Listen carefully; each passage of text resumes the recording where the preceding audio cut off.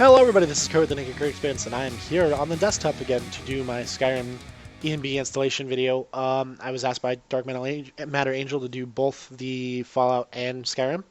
I think he figured out through the Fallout one that I made what his problem was with Skyrim as well, but I'm still going to do this because I was asked to, and I love doing these kinds of things. I think it's fun. But we're going to start off by letting you know that the Skyrim one is not going to be as in-depth as the Fallout New Vegas one. Simply due to the fact that you do not have an exe folder that you need to play with and figure out how to get your ENB to work that way.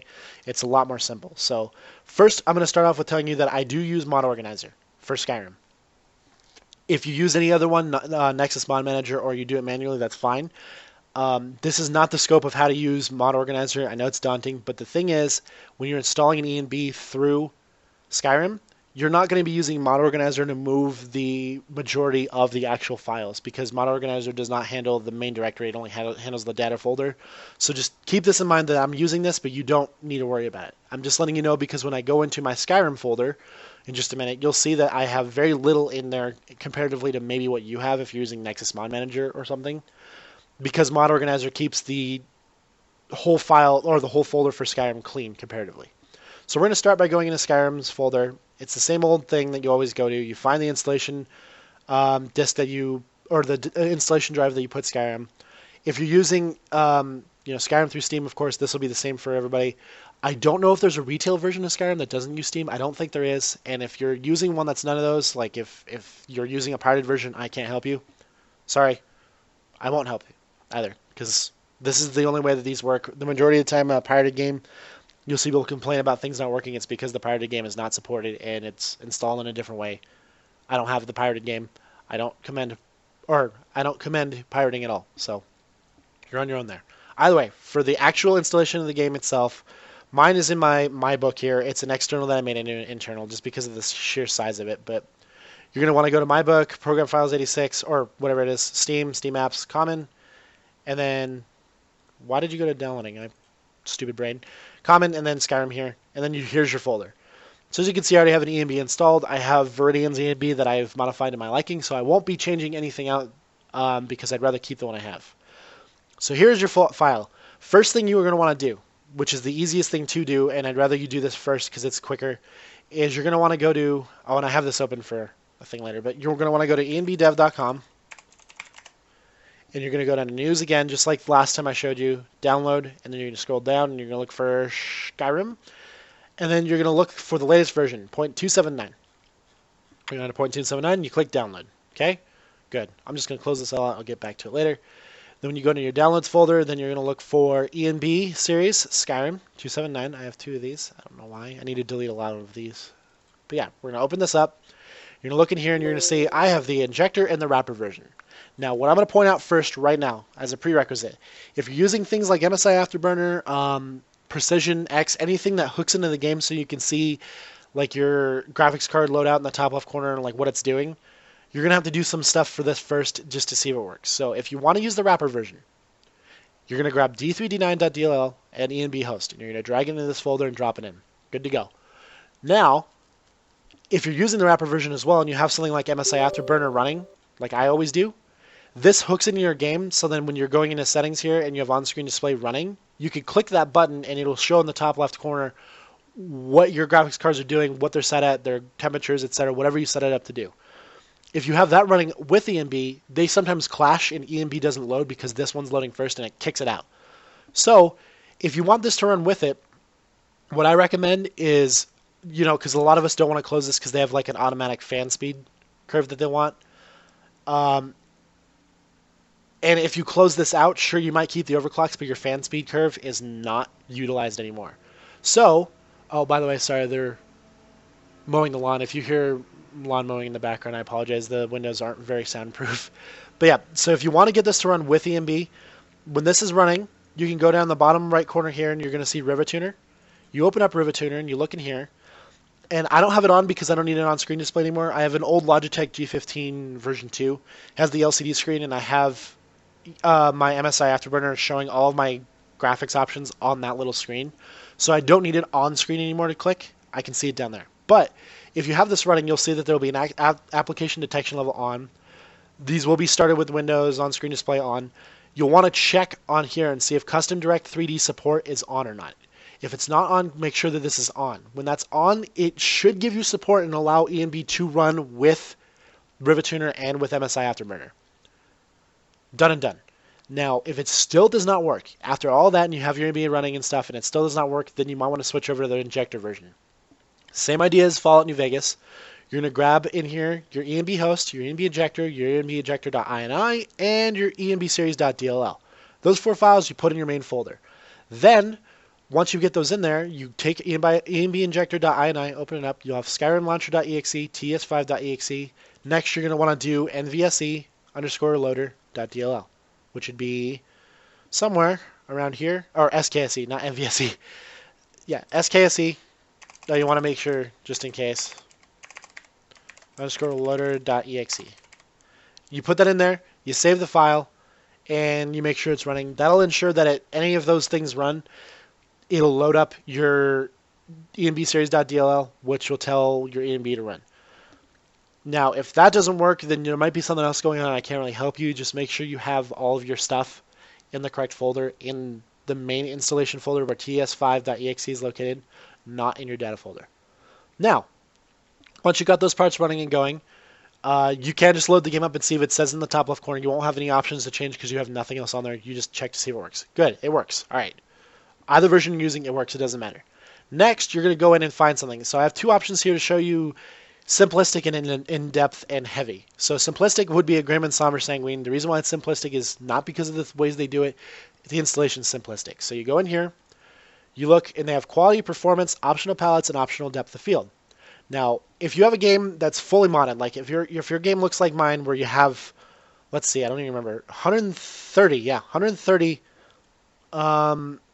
mods loaded all at once, and a lot of them are texture mods like these, and some other ones like, high quality LODs and everything that's high texture, and you're running at 60 frames per second without ENB at all, and like you turn off the VSync and you see like you're getting 80 or 120 at some places and you never drop below 60, then I would go for quality. The reason being is because some of these ENBs, they do kill a little bit of performance, but you can fine tune them to make sure you stay at that 60, that heavenly 60 FPS during Skyrim.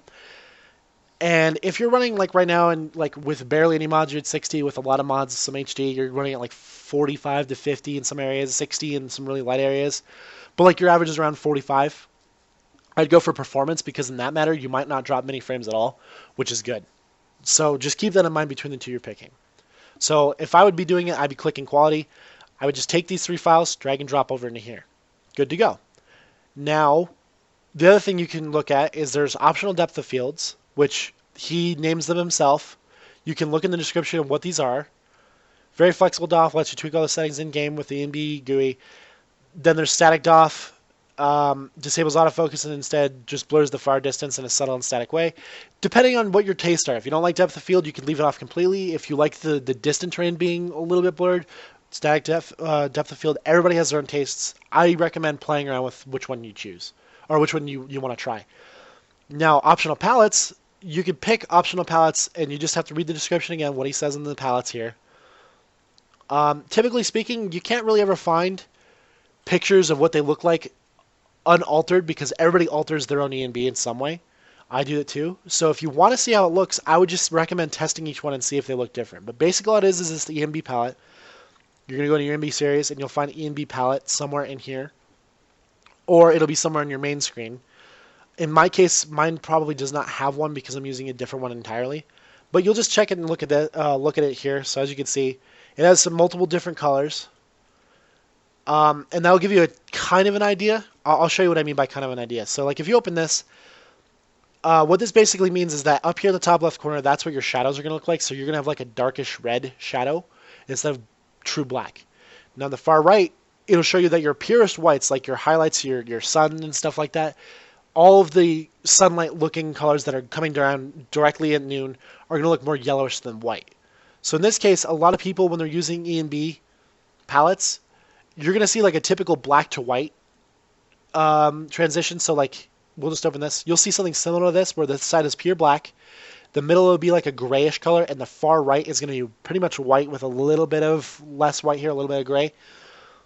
you could change these around just to make a different color scheme that you want. So you can make things look more westerny, more, you know, reddish tint. Or you can make things look like this where it looks a little bit more cold, as you can see, because it's like a bluish black to like a yellowish gray, almost a white, and then like a yellowish gray again. That's what ENB palette does. So pick the one that you like the most and test them in your own game, because you'll never find a picture that'll show you the comparisons perfectly, because everybody's setup is different. You want to look at it in game on your own, so test. That's my main advice: is test everyone. Don't just pick and be like, oh, that looks dumb, and then just give up and try something else. Test everyone. Test it. Now, once you have that all in and going, all you have to do is open up the game and see your new MB running and see how it works. And go to Riverwood, go to Whiterun, go run up through the mountains into the forest and see where your FPS generally is. That's the best way to test to see if you're going to want to keep that through the entirety of the game. My opinion is if you have a really good ENB going and you never drop below 45 frames per second, even in the most dense areas, that's pretty good. So there are some people that'll argue with me. They'll have like a, Tri-Sly 980 Ti's and stuff like that, and a 5960X i7 and stuff like that, and they get 60 all the time with no matter how hard of an ENB. That's good for you. I'm happy that you have a really good computer and stuff. So go ahead and do whatever you want to do with that. But if you have something a little bit lower, I would just recommend keeping it above 45 frames per second is probably the good sweet spot. That's my recommendation. Now, just to make this a little bit more complicated now, because that was pretty simple, right? We're going to go ahead and open KNB Purelight. Now with KNB, you're going to watch when you open this up here, you're going to go to the main folder here.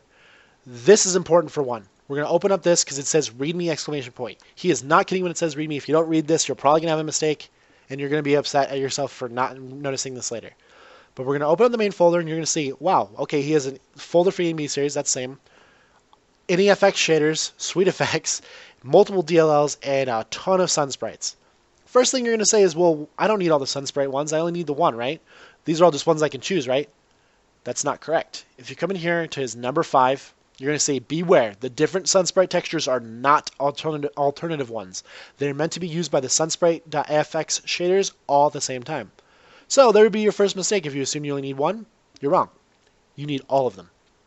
So you'd have to take this and take all, 38 different files here, including folders, throw them all in here, and you're good to go. Now, the difference between this and the other one as well is that you're going to be looking through here and realizing that, well, there's a lot of different things going on here. And when I went in game and I was looking at the pictures online and in my in game, they don't look very same at all. Well, if you're reading through the README, I'm going to point out too, number 4. KNB Purelight is not meant to be compatible with any lighting, all-in-one weather modifiers besides maybe relighting Skyrim. I personally don't use any. So if I was using this, things would look way different for me and I'd be a little bit confused on why they look different. Well, the reason why, I'll show you now, is if I go all the way up here and we type climates, oh look, I have climates of Tamriel. Let's try R for realistic up. I have realistic lighting overall. So those two things are going to change drastically how this looks, and he says he's not using them, he doesn't recommend them. Now for other mainstream ones, say like Real Vision, if you go to their download page and you find Real Vision's ENB, he says by comparison he has compatibility options between enhanced lighting and effects, realistic lighting overhaul, and ELE, which is something lighting something, I don't know. There's multiple different ones that he has compatibility patches for. So you pick that one instead, it'll work fine with it, it'll look similar, you're happy. This one does not use those, so you got to keep that in mind, you got to look that out, or check that out. The other thing I want to point out too, and I'm going to use realistic lighting overhaul, or not realistic, I'm going to use Real Vision as an example. So if we go to nexusmods.com, right here, it always takes a little while to load for me, there's not much I can do about it, but we go to Skyrim, and we're going to search here as soon as we can, ENB. The first option you're going to see is Real Vision, because people love Real Vision. You click this, you're going to look down here, and it says, for ENB series, version 279. Cool. Alright, so that's good to know. The DLL that I told you to download was for version 279. Now, by comparison, though, say like if you go to categories here, and you're looking through and you want to decide to go to ENB preset, Real Vision, Season of Skyrim, etc., etc., etc. Okay, well, this one might look good. I don't know. The Wilds. Yeah, this looks like it could be okay. But as you can see, you might be like I am when you're just like, no, that looks good. Scrolling up and down real fast. You're going to have to look through here. And you're going to have to see if it somewhere says what version of ENB he's using. So some of the times you have to read through this pretty in depth to look through and see what version they're using, because sometimes they don't post it up here, as you can see. Final latest version. You don't see where it says for what version of ENB. So that's what I'm pointing out, is you gotta check this. As you can see, his latest files are from 2013. The latest ENB from 2013 is probably way lower, like 1.7 or something like that. So you got to keep that in mind. If you're using a really old ENB like this and you think it looks good, and you download it, but you're using version 0.279, there might be options in enbseries.ini that were not utilized at all. While in the new one, there's a lot more settings that they have in enbseries.ini that this old one won't have. So everything's going to look different. You got to keep that in mind, that when you're downloading it, you got to see what ENB version that they recommend you use. Typically speaking, a lot of these really, really well-known ones like True Vision, well, maybe not even True Vision, but some of these, you're going to see that they're going to be updated for the most recent. Like this one here, I'll point out now, version 262. So he hasn't quite updated it for 279 yet, while with Real Vision, since it's so popular, it's already updated to 279. Case in point, because 262 and 279 are very close to the same thing, they're pretty similar, you don't really need to worry too much about it, but if it's way older like the one I first showed you, you're going to have to worry about it, just as a forewarning. Let's see. So, last but not least, what we're going to do, I think, is I'll show you some other options just in case you get one of those weird ENBs that gives you like a black bars thing. If you get one of those, I can show you in game how to turn off, so we'll do that. But for the most part, that's pretty much it. Like, that's all you need to do to get this up and going, so we're good to go. So now what I'm going to do, it is going to give me a black screen, by the way, when I close the game. I didn't know that that would happen. I hope you can see the game. We'll see. If it doesn't, I'll just add an addendum, and I'll add an actual in-game video to it. But we're going to go ahead and just do this. I'm going to run my game. And you'll see everything opens up just fine. What we're going to do is we're also going to turn down the volume just because the initial volume is always loud. And if you're wondering why it's taking forever to open right now, it's just due to the fact that I have a bunch of stuff running before the game. I have Audacity was already running. I already have my recording software going. I have all this other stuff going, so it takes a while to load the very first time. Just because it's like, oh, I got to reallocate assets now. So I'm hoping you can see this. So in the top left corner, you can see right now, before my game is actually ready to load, ENB Series 279 for TS Skyrim. So I know that my Skyrim, or my ENB is running. Shift and enter keys to show editor by default. So we're going to go ahead and do that. We're not going to continue from last game. Pro tip, by the way, a lot of people probably already know this, but if you're opening up the Shift enter keys, or if you're opening up the GUI up here, if you do tilde for the console and then do it, then you won't have any weird things going on with the mouse. But so if you open up these here, and they included an INI file to open these up so you can change them in game, you'll see when you scroll down through these, there's a lot of options you can play with and change. I recommend going in here and screwing around some numbers and seeing what they do. You can find tutorials that probably tell you how to change things, but typically speaking, I just play around them and see what they change. Because when you play with things, you learn it better than when people just tell you what to do, and you're like, okay, you do it, and then you forget what it is. But yeah, there's a lot of options you can change in here, a lot of options you can play with. But the one I wanted to point out, so say like you have one that gives you letterbox, so there's black bars at the top and bottom. ENB is similar to The Evil Within in the fact that when they did the black bar effect to try to give it this widescreeny cinematic look, like some ENBs do, the actual full screen renders anyway, and those black bars just cover it. So you're still getting full rendering. You're not like lowering the amount that you're rendering. And in my opinion, the black bars look ugly. I'm already playing on a widescreen. Why do I need to shorten it even farther and reduce my view on the bottom and top of the screen? So if you want to get that changed, just come in here and you go to fx.txt and you go and scroll down here. You're going to look for something that says right here, letterbox. Enable letterbox. You want to make sure that's unchecked. If it's checked, you'll get a letterbox. If it's unchecked, you're good to go. Some other options that you might want to check, sorry, I shouldn't have closed that yet, is you might want to go in here and look through ENB effect prepass. If you have an INI, you can change some stuff in there. There's some other ones you can change in Bloom here. So you can change how some Bloom effects work and the quality of Bloom. But just, I recommend going there and playing with it. But if you're over here on the left, and you're scrolling through here and you're looking at all of these different options, some ones that are really pretty good to change, especially like say like if you're going out in the middle of the night and it's too friggin' dark for you.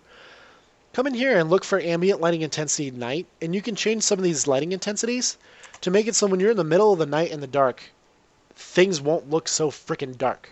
Now, we're going to go ahead and continue. I know you can't hear anything. I just haven't muted because I don't have the game calibrated yet. Usually before I make a recording of a video game, I calibrate the sound so that when I'm talking and like loud things are happening in game, I'm not drowned out. That's what I did for Fallout, and there's once in a while something that drowns me out. Like there's a lot of those explosions, like from the warheads. So for this game, I haven't calibrated any of the noise yet, so there's a possibility you wouldn't be able to hear me. So that's why I'm not doing sound now, because I don't know how loud it is. But so yeah, this is what you're going to come into, and this is what you can see. This is how the game is going to look with the Viridian ENB I have. But basically, like I'm saying, you could do Shift Enter, tilde to change options, and just come in here. And you can look through all these different options and just play with them. So like here, ambient lighting curve interior night. I'm at night right now. Watch the colors of the room in here. You can see nothing happens, right? Well, maybe if I go to ambient lighting intensity interior night and I change 55, nope, nothing happens, right? That's what I'm saying. Like, if nothing happens, you can do this. So say like this, though. I'm going to go in here and change interior day. I'm going to jack it up to like 8.57. I made a mistake. Well, never fear. If you click load configuration, it'll take a minute to reload the i9. It'll drop it back down to 0.55. So that's my opinion, is just go in here and change options that you want. And if you don't get it right, just load the i9. If you like it, you can click save. But this is typically what you can see from an ENB. This is the original game without ENB, but with the realistic lighting overall. So as you can see, the game still looks pretty damn good, but that ENB just adds that little extra. Either way, guys, this is about it for my installation video for ENBs for Skyrim. If there's anything I missed that you'd like me to go over, please feel free to ask. If you want me to do Viridian installation and show you that kind of stuff, I can do so as well. Either way, though, guys, I hope you enjoyed this. I know I enjoyed making it. I hope this helps you out a lot, especially you, Dark Matter Angel. I'm happy that you requested this. Feel free to like, comment, subscribe, share this with your friends, and if you didn't like this, go ahead and dislike it, and ask me any questions if you have any questions. I can also help you with other ENBs, so like you have an ENB that you found that you really want to use, but you can't figure out how to get to work or something like that. I can go in here and test it with my game, because I have some pretty easy ways to test ENBs. And I can try to give you a new updated walkthrough of how to install that or play with those. So either way, though, thanks again, guys, for watching, and we'll see you soon.